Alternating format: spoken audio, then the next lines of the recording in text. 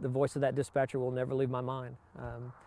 And that, Eastbrook Trailer Park had been hit by a tornado. 4 minutes later, firefighter Dale Naylor arrived. It was dark. It was almost like a dream. Vanderburgh County Sheriff Eric Williams wasn't far behind. But the further you walk down here, the further you realize that this was far more massive than I began to imagine. Rescue operations were underway immediately. This was not a situation where the sheriff's office and the police department, the fire departments, and everybody sat around and waited for somebody to show up to tell us what to do and what to help.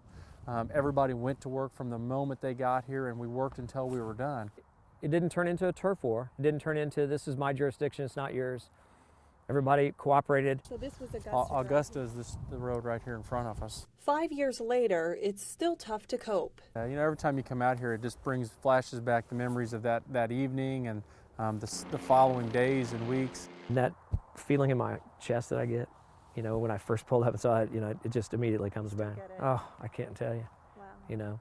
It's still hard to even talk about. Part of the healing process for many of these first responders was helping to build this memorial park, a place for fun, a place to remember, a place they hope in turn will help survivors heal. We want this to be a fun place, and so it was kind of looked at that way, build a playground for the kids to come and so we can hear laughter again. Both say their agencies are stronger and have an even greater level of awareness and enhanced training. I think that before that, when we heard tornado warnings or severe thunderstorm warnings, we just kind of took that for granted.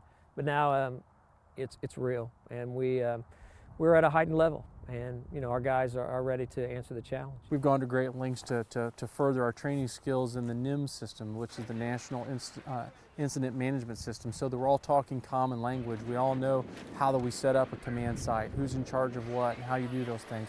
While they say they will never forget. There's not a day goes by, where we don't think about the tragedy. There are families that are never going to be the same.